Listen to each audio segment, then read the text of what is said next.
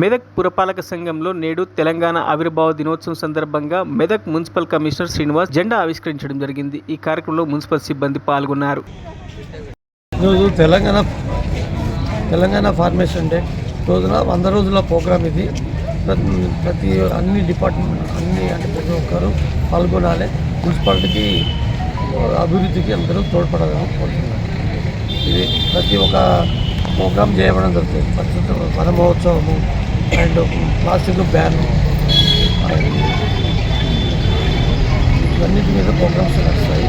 ఈ 100 రోజులు ప్రోగ్రామ్స్ ఒక డేట్ వైజ్ ఏ రోజు ఏ ప్రోగ్రామ్ అనేది ఆ ప్రోగ్రామ్ బట్టి చేయడం జరుగుతుంది.